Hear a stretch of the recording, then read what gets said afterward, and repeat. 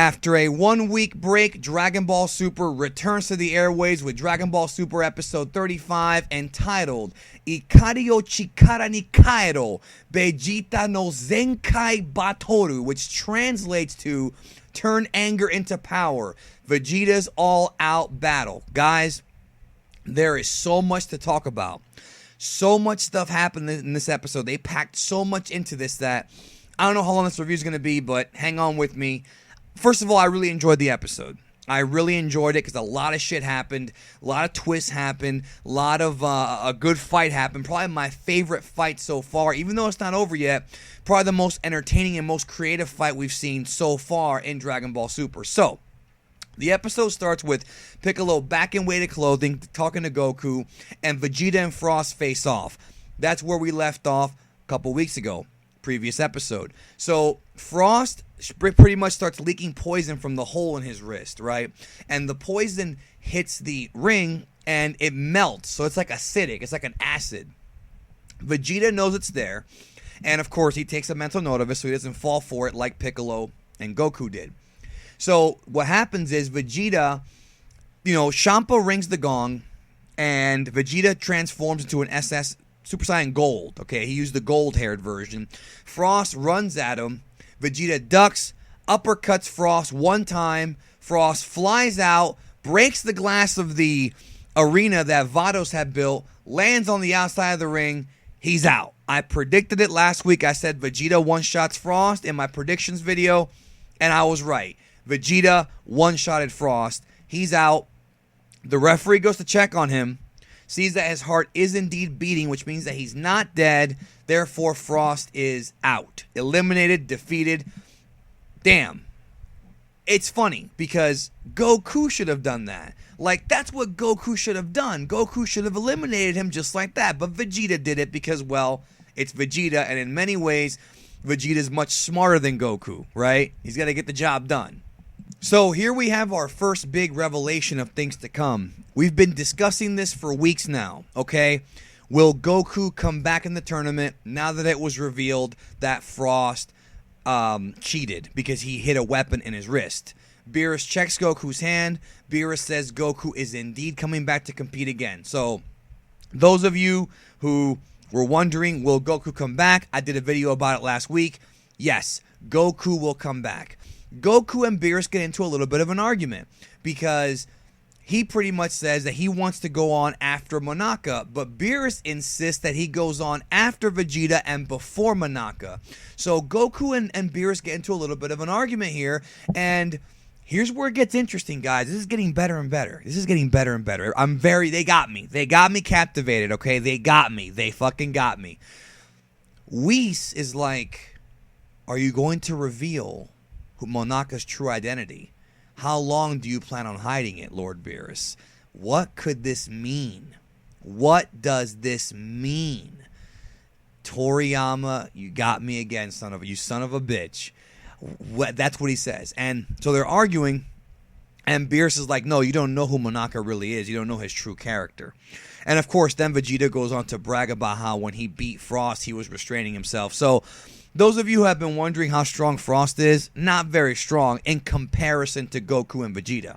It's just, he wouldn't stand a chance against them, especially if they went all out.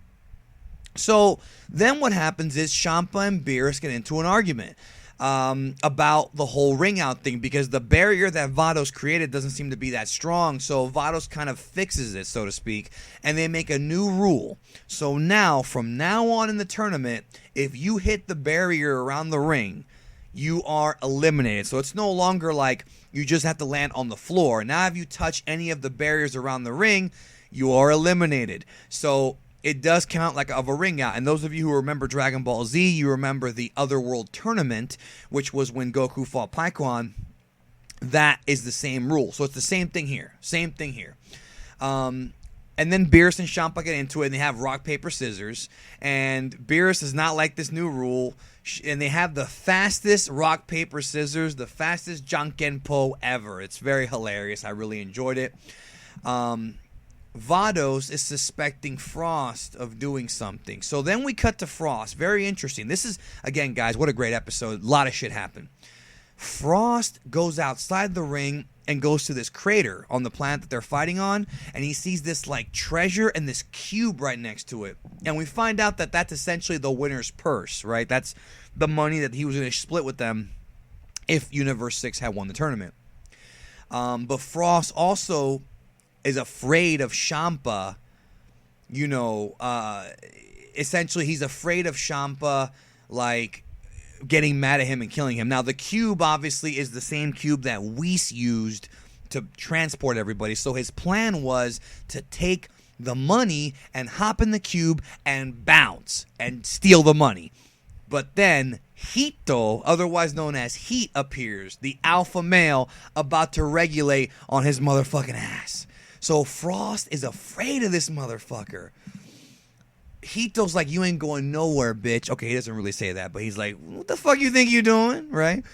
And basically, all of a sudden, Hito surrounds his body with this blue light, and a bunch of holes come out of fucking Frost's body, like the end of Friday the 13th when Jason dies. Like, there's holes coming out of his body, like he got just, like Swiss cheese. I'm like, what the fuck is this? And then Vados appears and reveals that Hito is indeed a mercenary or a hitman. Now, a lot of people were saying that hit is short for hitman. You guys are pretty on point. Those of you who predicted that hit was a hitman, congratulations, you are a great prognosticator. He is a mercenary. We don't know much more about him other than that, but we know that he is extremely dangerous because of what he did to Frost. So, Champa's selling his hand because it hurts because of the Jonkin, the what do you call it? The rock, paper, scissors. And Hito is a legendary mercenary. So then what happens is Vegeta is next. Now, I love Vegeta. I've been saying for weeks now that Vegeta is going to be the one, the underdog to look forward to, the character that's going to be a favorite. This guy's awesome. So first of all, he's drinking lava. He's drinking liquid hot magma in like a 7-Eleven cup. Okay, fucking awesome. Meanwhile, the Kais are arguing about him, and the Kais think that he's a robot. And Kaioshin is like, no. He's a metal man from a planet filled with metallic people, kind of like the Borg, right? Except it's all metallic, which I really like. And Universe 6 Kaioshin's like, well, there must be some in Universe 7, but Kibito doesn't think he's ever heard of them. And then this leads to this gag where old Kai spits his dentures at at Kibito, hits him in the eye. This was awesome. We never knew that old Kai had dentures. This was awesome. So Vegeta charges and stomps down and breaks the ring with one shot. Vegeta dodges, of course. Vegeta is very, very strong. And also, we find out, too, I forgot to mention this, that Hito actually wants that cube. And it sounds like he's been promised the cube, the transportation cube, and I wonder what the deal is with that. I guess we'll find out in the future. So anyways, Vegeta's super fast, but Vegeta's faster. He hits an axe kick to the top of his head, and it creates this big sound barrier, and everybody's covering their ears like, oh, shit. So He basically hits him with an axe kick to the top of the head. Vegeta's head gets stuck inside of his body. Then Vegeta starts to pound his own neck and pulls his own head up, and there's lava inside. This guy's got flowing lava inside of him. Like, he drinks lava. He lives with I love it. What a creative character. Toriyama did it again. So Vegeta's got his hands full here because this guy's fast as fuck. Then Vegeta spins like a tornado, does a hurricane move, and spins around the ring like a tornado. Vegeta dodges, fires a bunch of ki blasts, really small ones. Then Vegeta charges up and fires lava at Vegeta. And we find out that the attack is called the Magma Spit, and it's not a weapon. So the referee declares that it is a legal technique because the magma is part of Vegeta's body. I like it. Vegeta's very close to touching the corner, and they tease that he's going to touch it on accident because Vegeta's firing lava. So Vegeta then increases his power and his speed. He just gets, he powers up again, just lights up with hot energy. They steam up the whole freaking, cage or cube or whatever. And Vegeta says, you're not the only one who can power up, and he goes Golden Hair Super Saiyan. So Vegeta goes SSJ, deflects the move. Vegeta's getting hotter and hotter and hotter and hotter and hotter. The whole room is steaming up. Whis says Vegeta has made a tactical error. And that's the end of the episode. Now, next week, okay? Those of you who watch Dragon Ball Super, you need to watch until after the credits for the next episode preview. I know a lot of you guys don't stick around for the next episode preview. In the next episode preview, we see Frost with, it looks like it's Frost sitting with Champa. So he's not dead. A lot of folks thought that Frost was dead. Frost is not dead. He is there. Please do not go around saying Frost is dead, because Frost is right there sitting with them. So he's not dead, okay? I don't know what happens, but he's not dead, okay? If he's dead, they're doing a Weekend at Bernie's thing on me, all right? So, anyways, next week, Vegeta unleashes the Final Flash. We haven't seen the Final Flash in a long time. Vegeta does it from the next episode preview on Vegeta. I can't wait to see the Final Flash again.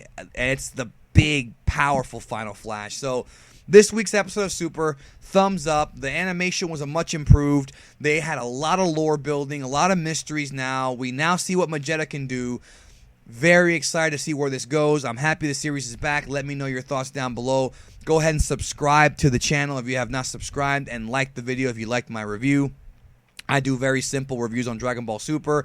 I don't use any footage because I don't want copyright problems with Toei. We just have a conversation here, guys. So let me know your thoughts down below on episode 35 of Super. Can't wait for 36. It just gets better and better, and I hope the series is going to continue in this direction, because it's not the best series. There are issues here, but I'm having a good time, especially with all these new characters. I'm really enjoying it. Anyways, thank you once again for watching this video. I'll catch you down the road.